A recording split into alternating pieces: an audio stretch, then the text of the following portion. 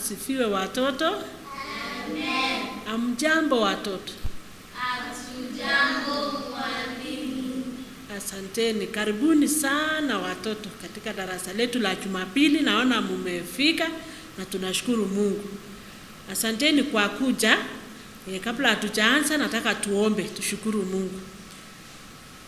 Baba, katika jina la Yesu Kristo, ni asante kwa wakati njema kama huu. Asante kwa ulinzi Baba, umetulinda mpaka siku ya leo tumekutana tena katika darasa letu. Tunaomba Baba ili utuongoze, utupe neema zako tunapoanza lesson, tunapoanza nyimbo na memory verse. Utubariki Baba pamoja. Tunajikabidhi mkononi mwako kwa sababu tunaomba katika jina la Yesu Kristo mkombozi wetu. Amen. Asanteni sana watoto. Kabla hatujaendelea, nataka tusimame tuimbe. Nikiwa mwalimu wenu Joyce Kaptich. Nataka tusimame tuimbe Apple Kiprotich atuongoze kwa nyimbo. Tusimame watoto.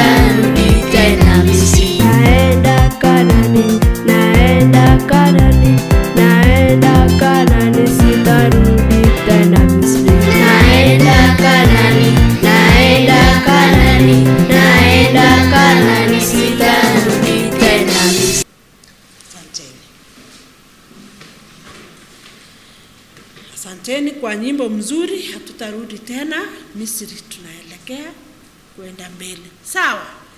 Asante Apple. Asante kwa hiyo nyimbo mzuri. Sasa tunaenda memory verse. Najua wiki uliopita tulijifunza memory verse, tulijifunza lesson na tuko na memory verse. Sasa nataka tuanze memory verse. Apple atatuanzia tena bado. Aya, karibuni watoto.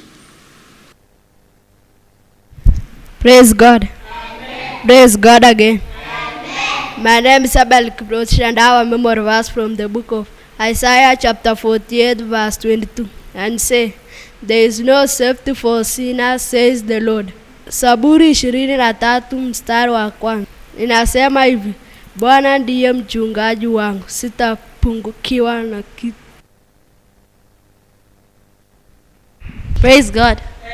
Praise God again. Amen. My name is Faith but I want to share a memory verse from the book of Proverbs chapter 17 verse 3. It says, gold and silver are tested through fire, but a person's heart is tested by God. Zaburi 56 mstari wa 11 inasema hivi, nimemtumaini Mungu kwa moyo wote, sitaogopa chochote. Praise God. Amen. Praise God again. My name is Abel Peter. I remember that from the book of Psalms chapter 89 verse 46. It says, Lord, will you hide yourself forever? How can your anger burn like fire? Methali mlango wa 3 mstari wa 5 unasema hivi, mtumaini Bwana kwa moyo wako yote.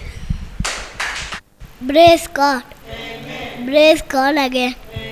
My name is Abigail Cherote. I want to share a memory verse from the book of John 11:35. Jesus wept. Praise God. Amen. Praise God again. Amen. My name is Stacy Chalangat. I want to share a memory verse from the book of Romans chapter 3 verse 23, and it says, for all have sinned, fallen short of the glory of God. Asanteni kwa memory verse. Mungu awabariki, msisahau, sawa? Kila mara muwe nayo. Si ndio watoto? Alafu saa ile mnakuwa mko na memory verse na Mungu atawasaidia. Nataka tuone lesson ya leo. Tuko tayari? Wiki iliyopita tulijifunza juu ya nani? Daudi na Goliath. Daudi alimuua nani? Goliath. Leo bado tunaendelea tena na hadithi ya Daudi. Sasa tukue tayari tusikie tena juu ya huyu Daudi alipomaliza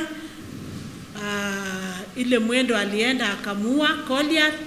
Haya, tujue sasa ni nini tena imefanyika juu ya huyu Daudi. Tuko tayari? Lesson yetu ya siku ya leo ni juu ya Daudi na Yonathani. Daudi na Yonathani. Hao wakiwa marafiki. Nataka tujue vile walikuwa marafiki na walianzia wapi. Na huyu Yonathani ni nani? Si tuko tayari? Baada ya Daudi kumuua yule chitu, si tuliona? Tuliona kwa lesson yetu wiki iliyopita. Sasa wakati Daudi alimuua Goliath, Sauli akampenda sana kwa sababu alikuwa wakati huo Sauli alikuwa mfalme. Sasa alikuwa amefurahi, amepata mtu ameangusha chitu na ameshinda Wafilisti. Si tunaona? Sasa huyu tunasikia huyu mfalme alifurahi sana. Akataka hata huyu Daudi aendelee kukaa kwa nyumba ya Sauli. Vile siku ile si alimchezea kinubi, akamwambia abaki hapo. Tena vile ameshinda vita amemwambia tena nini? Abaki na yeye hapo. Wakakaa pamoja. Huyu mfalme Sauli alikuwa na kijana anaitwa Yonathani. Na walikuwa karibu watoshane na huyu Daudi. Si unaona? Sasa wakati huyu Yonathani aliona huyu kijana mdogo ametia bidii, mara anaingia kwao akaanza urafiki na yeye. Si unaona? Mnafuatilia hiyo story vizuri? Sasa tukasikia kuna wakati vita tena ilianza kama huyu Daudi bado ako kwa mfalme Saul. Akaenda nje kupigana na Wafilisti. Tukasikia watu wa Daudi wakashinda vita. Na hachakuwa mtu mkubwa lakini alitia bidii na akashinda Wafilisti. Tukasikia kwa hadithi yenye iko Biblia ya kwamba hata watu walishangilia, mama waliimba kwa sababu alishinda vita. Mnaona? Mpaka mfalme Saul akauliza, hiyo nyimbo mimi nasikia ni ya nini? Akaambiwa Daudi ameshinda vita, sasa watu wanashangilia. Kwa sababu mfalme Sauli hakuwa na furaha alikuwa anajisumbua wakati wote, hakufurahia. Tunasikia alianza sasa kuwa na kujisumbua. Kwa nini Daudi ameanza kushinda vita na yeye bado ni mdogo? Lakini uzuri Daudi alikuwa ameanza kuwa rafiki na mtoto yake anaitwa nani? Yonathani. Si tunaona? Sasa kuna siku huyu mfalme Saulo juu alikuwa ameanza sasa kusikia vibaya juu ya Daudi, akasema mimi nataka Daudi akuja anichezee tena kinubi kama siku ile. Daudi akaitwa akakuja kumwimbia mfalme. Kumbe mfalme alikuwa na roho mbaya kumhusu Daudi. Sasa ile Daudi anamuimbia, yeye akatoa mishale, anataka kumuua Daudi. Si mnaona? Tunasikia sasa alitoa akakonga ukuta. Haikumkonga Daudi. Yonathani akaona kumbe baba yake anataka kuua rafiki yake. Si unaona? Tukasikia sasa Yonathani akaanza kumuelezea Daudi vile atakaa, alafu baba yake Sauli asimuue. Sio alikuwa rafiki mzuri. Yonathani alimsaidia kabisa. Baba ya Yonathani karibu amuue Daudi. Na Daudi alikuwa anafanya vizuri. Si alikuwa anaenda vita anashinda. Kwa sababu Mungu alikuwa anamsaidia, si ndio? Alafu huyu mfalme sasa ameanza kuwa na roho chafu, ameanza kusikia vibaya, sasa anataka uua huyu kijana. Lakini tunashukuru alikuwa na rafiki Yonathani na ni mtoto wa mfalme. Tunasikia hata Yonathani siku moja akampea manguo, akampea hata mshipi, akampea hata silaha ya vita, kwa sababu alikuwa ameanza kupendana na Daudi. Si unaona? Rafiki. Sasa siku moja tunasikia vile baba ya Yonathani huyu Sauli alikuwa anataka kabisa kumuua Daudi. Yonathani akampeleka Daudi kumficha. Alafu baba yake asimuone. Si alimsaidia? Yes, unaona uzuri wa urafiki? Sasa tukiona hii story yetu hii kuhusu hao marafiki wawili vile wanapendana, vile hata huyu Yonathani anamsaidia Daudi kabisa asiuliwe na baba yake. Kama ni mwingine si angewaachilia tu baba yake amue, lakini walikuwa wanapendana. Kamwambia uchifiche. Hata sisi tuwe warafiki. Si tuko na marafiki? Kila mtu hapa yuko na rafiki.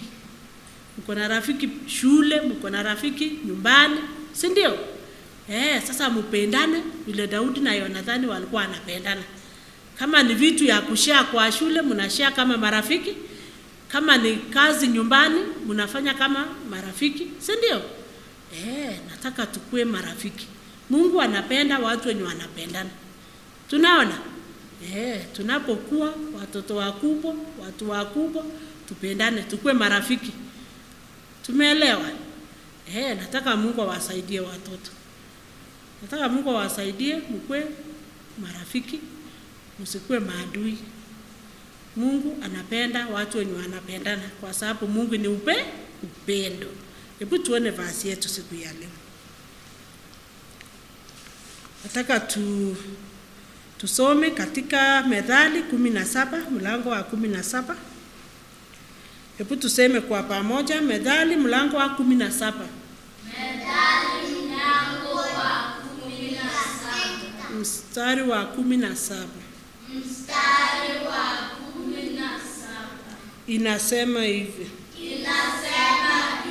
Rafiki upenda siku zote.